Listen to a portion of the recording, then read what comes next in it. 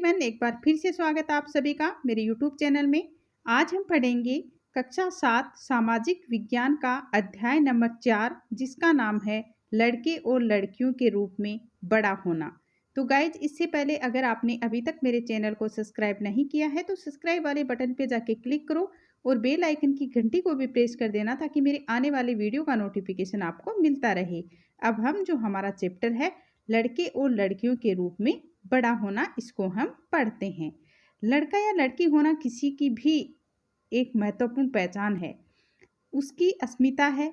जिस समाज के बीच हम बड़े होते हैं वह हमें सिखाता है कि लड़के और लड़कियों का कैसा व्यवहार स्वीकार करने होगी है, उन्हें क्या करना चाहिए और क्या नहीं। यानी लड़का और लड़की होना किसी भी एक महत्वपूर्ण पहचान है, यानी किसी की भी एक महत्वपूर्ण पहचान होती है लड़का या लड़की होना, और उसकी अस्मिता है कि जिस समाज के बीच हम बड़े होते हैं वह हमें सिखाता है कि लड़के और लड़कियां का कैसा व्यवहार स्वीकार करने योग्य है, उन्हें क्या करना चाहिए और क्या नहीं करना चाहिए।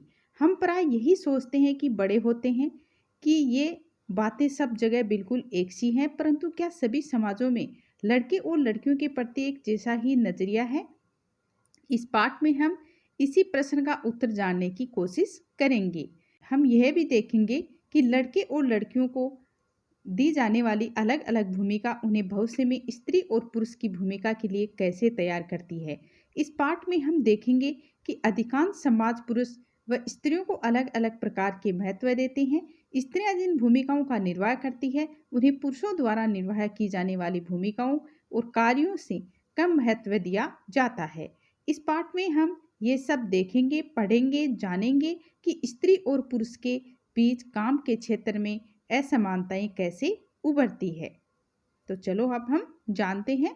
1920 के दशक में सामोआ द्वीप में बच्चों का बड़ा होना।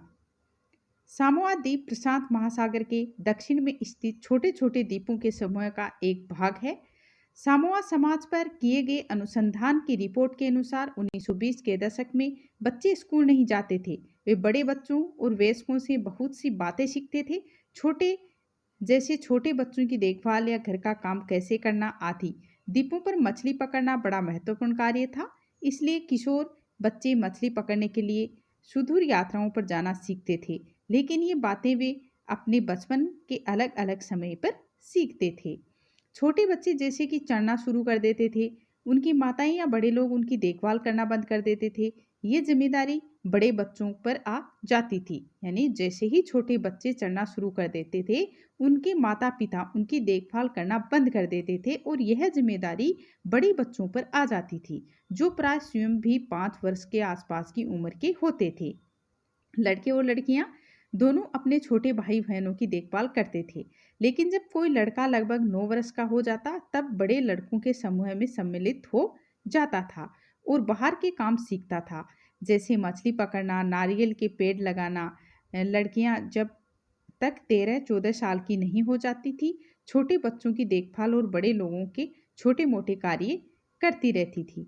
लेकिन एक बार जब वे 13-14 साल की हो जाती थी, वे अधिक स्वतंत्र होती थी। लगभग 14 वर्ष की उम्र के बाद वे भी मछली पकड़ने जाती थी, बागानों में काम करती थी, डालियां बुनना सीखती थी। खाना पकाने का काम अलग से बनाए गए रसोई घरों में ही होता था, जहां लड़कों को भी अधिकांश काम करना होता था और लड़कियां उनकी मदद करती थी। कक्षा 7 का एक सामोआ छात्र अपने विद्यालय की वृद्धि में, यानी आप देख रहे हो ये इमेज कि कक्षा 7 का ये छात्र है, सामोआ छात्र अपने विद्यालय की वृद्धि में यानी ड्रेस में। आपके बड़े होने का अनुभव सामोआ के बच्चे और किशोरों के अनुभव से किस प्रकार भिन्न है? इन अनुभवों में वर्णित क्या कोई ऐसी बात है जिसे आप अपने बड़े होने के अनुभव में शामिल करना चाहते हैं? ये देखो, लड़कियां स्कूल जाते हुए समूह बनाकर चलना क्यों पसंद करती हैं? तो 1960 के दशक में मध्य प्रदेश में पुरुष के रूप में बड़ा होना। निम्नलिखित आलेख 1960 में मध्य प्रदेश के एक छोटे शहर में रहने और स्कूल जाने के वर्णन से लिया गया है। कक्षा 6 में आने के बाद लड़के और लड़कियां अलग अलग स्कूलों में जाते थे। लड़कियों के स्कूल और लड़कों के स्कूल से बिल्कुल बिल्कुल अलग ढंग से बनाए जाते थे। उनके स्कूल के बीच एक आंगन होता, जहाँ वे बाहरी दुनिया से बिल्कुल अलग रह कर स्कूल की सुरक्षा में खेलती थी। लड़कों के स्कूल में ऐसा कोई आंगन नहीं होता था, बल्कि उनके खेलने का मैदान बस एक बड़ा सा खुला स्थान था जो स्कूल में लगा हुआ था। हर शाम स्कूल के बाद लड़के सैकड़ों लड़कियों की भीड़ को सकरी गलियों में जाते हुए देखते थे। सड़कों पर जाती हुई ये लड़कियां बड़ी गंभीर दिखती थी। ये बात लड़कों से अलग थी, जो लड़कों को उनके कामों के लिए उपयोग करते थे, जैसे यूं ही खड़े खड़े खाली समय बिताने के लिए, दौड़ने और खेलने के लिए, साइकिल चलाने के कर्तव्यों को आजमाने के लिए। लड़कियों के लिए गली सीधे घर पहुंचने का एक माध्यम थी। लड़कियां हमेशा समूह में जाती थी, शायद उनके मन में ये डर रहता कि कोई उन्हें छेड़ न दे या उन पर हमला न कर दे। तो अपने पड़ोस की किसी गली या पार्क चित्र उसका आपको चित्र बनाना है। उसमें छोटे लड़के व लड़कियों द्वारा की जा सकने वाली विभिन्न प्रकार की गतिविधियों को दर्शाइए। यह कार्य आप अकेले या समूह में भी कर सकते हैं। आपके द्वारा बनाए गए चित्र में क्या उतनी ही लड़कियां हैं जितने लड़के संभव हैं, कि आपने लड़कियों की संख्या कम बनाई होगी? क्या आप वे कारण बता सकते हैं जिनकी वजह से आपके पड़ोस में सड़क, पार्कों और बाजारों में देर शाम या रात के समय स्त्रियां, लड़कियां कम दिखाई देती हैं? क्या लड़के और लड़कियां अलग-अलग कामों में लगे हैं? क्या आप विचार करके इसका कारण बता सकते हैं? यदि आप लड़के और लड़कियों का स्थान परस्पर बदल देंगे, अर्थात लड़कियों के स्थान पर लड़कों और लड़कों के स्थान पर लड़कियों को रखेंगे, तो क्या होगा? हम यह भी अनुभव करते हैं कि समाज लड़के और लड़कियों में स्पष्ट अंतर करता है। ये बहुत कम आयु से ही शुरू हो जाता है। उदाहरण के लिए उन्हें खेलने के लिए भिन्न खिलौने दिए जाते हैं। लड़कों को प्राय खेलने के लिए कारें दी जाती हैं। लड़कियों को गुड़िया। दोनों ही खिलौने खेलने में बड़े आनंददायक हो सकते हैं। फिर लड़कियों को गुड़िया और लड़कों को कारें ही क्यों दी जाती है? खिलौने बच्चों को ये बताने का माध्यम बन जाते हैं कि जब वे बड़े होकर स्त्री या पुरुष बनेंगे, तो उनका बहुत से अलग-अलग होगा। अगर हम विचार करें तो ये अंतर प्राय प्रतिदिन की छोटी-छोटी बातों में बनाकर रखा जाता है। लड़कियों को कैसे कपड़े पहनाने चाहिए, लड़के पार्क में कौन-कौन से खेल खेलें, लड़कियों को धीमी आवाज़ में बात करनी चाहिए, लड़कों को रोब से, ये सब बच्चों को यह बताने के तरीके हैं कि जब वे बड़े होकर स्त्री पुरुष बनेंगे तो उनकी विशिष्ट भूमिकाएं होगी। बाद के जीवन में उसका प्रभाव हमारे अध्ययन के विषयों या व्यवसाय के चुनाव पर भी पड़ता है। मेरी माँ काम नहीं करती। माँ, तुम सभी बच्चे स्कूल से भ्रमण पर जा रहे हैं। रोजी मैडम को साथ चलने के लिए किसी बड़े की ज़रूरत है। क्या आप अपने ऑफिस से एक दिन की छुट्टी लेकर हमारे साथ चल सकती हैं? वैसे हरमीत की माँ हमेशा ऐसे समय पर हमारे साथ जाती है क्योंकि वे कोई काम नहीं करती। सोनाली, तुम ऐसा कैसे कह सकती हो? तुम जानती हो, जसप्रीत आंटी रोज सुबह 5 बजे उठ जाती है और घर भर के सारे काम करती है। हाँ, पर वे कोई काम तो नहीं है न, ये तो सब घर के काम हैं। ओहो, क्या तुम वाकई ऐसा ही सोचती हो? चलो ऐसा करते हैं कि जसप्रीति के घर चलते हैं और उनसे पूछते हैं कि वे खुद क्या सोचती है। श्री सिंह के घर पर। हरशरण, सोनाली सोचती है कि आपकी पत्नी कोई कामकाजी महिला नहीं है। पर आंटी, क्या वाकई ये नहीं है? मेरी माँ तो घरेलू महिला है, कोई काम कहाँ करती है।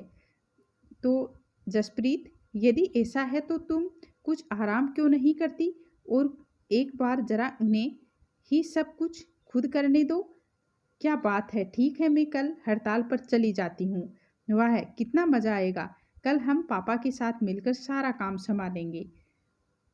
अगली सुबह 7:30 बजे। हे भगवान, समय तो देखो, मेरा नाश्ता कहाँ है और बच्चे अभी तक तैयार क्यों नहीं हुए? ओहो, मैं क्या जानूं, याद है न, मैं तो हड़ताल पर हूँ। आज तो मंगला ने भी छुट्टी ले रखी है। अहो, यह तो स्कूल बस थी। अब तो मुझे बच्चों की कार से ही स्कूल छोड़ना होगा। जल्दी करो जल्दी, और हरमीत को कहो कि वह पंप का स्विच ऑन करें। लेकिन बच्चों से लंच बॉक्स का क्या होगा? अरे, यह भी उसके बारे में भूल जाओ। मैं तुम्हें कुछ पैसे दे दूंगा, तुम कैंटीन से कुछ खरीद लेना। माँ ने इसके लिए पहले ही पैसे दे दिए हैं। मैं तो बिल्कुल थक चुका हूँ। कुछ चाय वाय हो जाए। वाह है, मैं तो भूल ही गया कि तुम हड़ताल पर हो। मैं खुद ही कुछ बनाता हूँ। पूरा घर तो देखो, जैसे कि यहाँ कितना तूफान मचा हो। तुम क्या सोचते हो कि सुबह तुमने घर को जैसे हालत में छोड़ा था वह वैसी ही हालत में दिन भर रहेगा? हरमीत, कमबख्त, चाय की पत्तियां कहाँ रखी हुई? ही, क्या अभी भी वे सोचते हैं कि मैं काम नहीं करती? और अभी तो मैं उन्हें याद दिलाऊंगी कि चाचा जी और चाची जी रात के खाने पर आने वाले हैं। अधिकांश समाजों में, जिनमें हमारा समाज भी सम्मिलित है, पुरुषों और स्त्रियों की भूमिकाओं और उनके काम के महत्व को सम्मान नहीं समझा जाता है। पुरुषों और स्त्रियों की हैसियत एक जैसी नहीं होती। आओ देखें कि पुरुषों और स्त्रियों के द्वारा किए जाने वाले कामों में ये असमानता कैसे है। घरेलू काम का मूल्य। हरमीत के परिवार को नहीं लगता था कि जसप्रीत घर का जो काम करती है वह वास्तव में ही काम था। उनके परिवार में ऐसी भावना का होना कोई निराली बात नहीं थी। सारी दुनिया में घर के काम की मुख्य जिम्मेदारी स्त्रियों को ही होती है, जैसे देखभाल संबंधी कार्य, परिवार का ध्यान रखना, विशेषकर बच्चों, बुजुर्गों, बीमारों का। फिर भी जैसा हमने देखा है कि घर के अंदर किए जाने वाले कार्यों को महत्वपूर्ण नहीं समझा जाता। मान लिया जाता है कि वे तो स्त्रियों के स्वाभाविक कार्य हैं, इसलिए उनके लिए पैसा देने की कोई जरूरत नहीं। समाज इन कार्यों को अधिक महत्व नहीं देता। मिलानी अपनी बच्ची के साथ। घर पर कार्य करने वालों का जीवन। उपयुक्त कहानी में केवल हरमीत की माँ ही घर के काम नहीं करती थी, काफ़ी सारा काम मंगला करती थी, जो उनके घरेलू काम में मदद के लिए लगाई गई थी। बहुत से घरों में, विशेषकर शहरों और नगरों में, लोगों को घरेलू काम के लिए लगा लिया जाता है। वे बहुत काम करते हैं, झाड़ू लगाना, सफाई करना, कपड़े बर्तन धोना, खाना पकाना, छोटे बच्चों और बुजुर्गों की देखभाल करना आदि। घर का काम करने वाली अधिकांश स्त्रियां होती हैं। कभी कभी इन कार्यों को करने के लिए छोटे लड़के लड़कियों को काम पर रख लिया जाता है। घरेलू काम का अधिक महत्व नहीं है, इसलिए उन्हें मजबूरी भी कम दी जाती है। घरेलू काम करने वालों का दिन सुबह 5 बजे से शुरू होकर देर रात 12 बजे तक भी चलता है। जी तोड़ मेहनत करने के बावजूद प्राय उन्हें नौकरी पर रखने वाले उनसे सम्मानजनक व्यवहार भी नहीं करते हैं। दिल्ली में घरेलू काम करने वाली एक स्त्री, मेलानी, ने अपने अनुभव के बारे में इस तरह बताया। मेरी पहली नौकरी एक अमीर परिवार में लगी थी, जो 3 मंजिले भवन में रहता था। मेम साहब अजीब महिला थी, जो हर काम करवाने के लिए चिल्लाती रहती थी। मेरा काम रसोई का था, दूसरी 2 लड़कियां सफाई का काम करती थी। हमारा दिन सुबह 5 बजे शुरू होता। नाश्ते में हमें एक प्याला चाय और 2 रूखी रोटियां मिलती थी। हमें तीसरी रोटी कभी नहीं मिली। शाम के समय जब मैं खाना पकाती थी, दोनों लड़कियां मुझसे एक और रोटी की मांगती रहती थी। मैं चुपके से उन्हें एक रोटी दे देती थी और खुद भी एक रोटी ले लेती थी। हमें दिन भर काम करने के बाद बड़ी भूख लगती थी। हम घर में चप्पल नहीं पहन सकते थे। ठंड के मौसम में हमारे पैर सूज जाते थे। मैं मेम साहब से डरती थी, परंतु मुझे गुस्सा भी आता और अपमानित भी। क्या क्या हरमीत और सोनाली का यह कहना सही था कि हरमीत की माँ काम नहीं करती?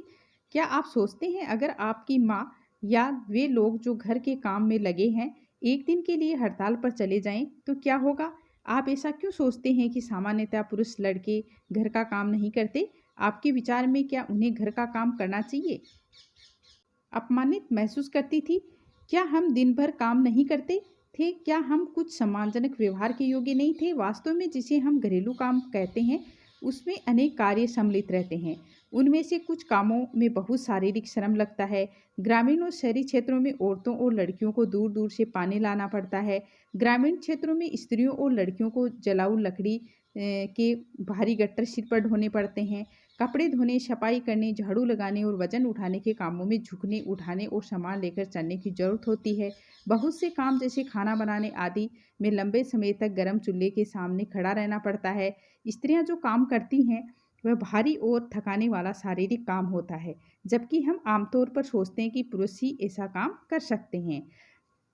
हरियाणा और तमिलनाडु जैसे राज्यों में स्त्रियां प्रति सप्ताह कुल कितने घंटे काम करती हैं, इस संबंध में स्त्रियां पुरुषों में कितना फर्क दिखाई देता है।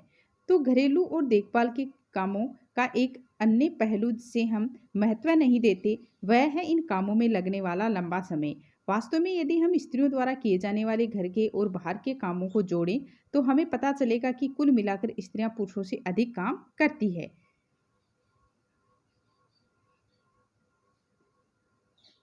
कुल मिलाकर स्त्रियां और पुरुषों में अधिक काम करती हैं। निम्न तालिका में भारत के केंद्रीय सांख्यिकीय संगठन द्वारा किए विशेष अध्ययन में कुछ आंकड़े 1998-99 देखिए। क्या आप रिक्त स्थानों को भर सकते हैं? राज्य हरियाणा और तमिलनाडु। स्त्रियों की वेतन सहित कार्य के घंटे प्रति सप्ताह। हरियाणा इसमें है कि 23 घंटे। स्त्रियों के अवैतनिक घरेलू काम के घंटे प्रति सप्ताह 30। स्त्रियों के कुल काम के घंटे। पुरुषों के वेतन सहित कार्य के घंटे प्रति सप्ताह 38। पुरुषों के अवैतनिक घरेलू काम के घंटे प्रति सप्ताह 2। पुरुषों के कुल काम के घंटे। तमिलनाडु में है स्त्रियों के वेतन सहित कार्य के घंटे 19 और स्त्रियों के अनैतिक कार्य घरेलू काम के घंटे हैं 35। स्त्रियों के कुल काम के घंटे। पुरुषों के वेतन सहित कार्य के घंटे 40। पुरुषों के अवैतनिक घरेलू काम के घंटे हैं वो 4। महिलाओं का काम और समानता। जैसा कि हमने देखा, महिलाओं के घरेलू और देखभाल के कामों को कम महत्व देना एक व्यक्ति या परिवार का मामला नहीं है। ये स्त्रियों और पुरुषों के बीच असमानता की एक बड़ी सामाजिक व्यवस्था का ही भाग है। इसलिए इसके समाधान हेतु जो कार्य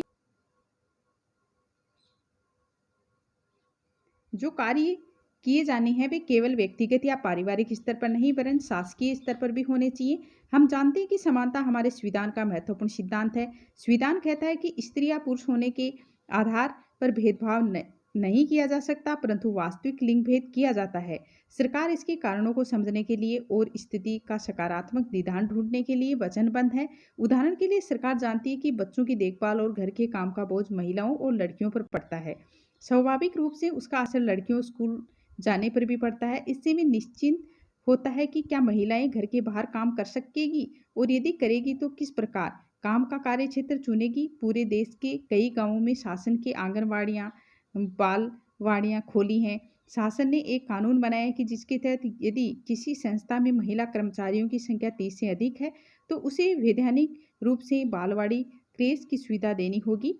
बालवाड़ी की व्यवस्था होने से बहुत सी महिलाओं को घर से बाहर जाकर काम करने में सुविधा होगी। इससे बहुत सी लड़कियों का स्कूल जाना भी संभव हो सकेगा। बहुत सी स्त्रियां जैसे कहानी में सोनाली की माँ और हरियाणा तमिलनाडु की महिलाएं जिनका सर्वेक्षण किया गया, घर के अंदर व बाहर दोनों जगह काम करती हैं। इसे प्राय महिलाओं के काम के दोहरे बोझ के रूप में जाना जाता है। क्या आप जानते हैं, क्या आप सोचते हैं ये पोस्टर क्या कहने की कोशिश कर रहा है? इसको ध्यान से देखिए कि ये पोस्टर है वो क्या कहने की कोशिश कर रहा है।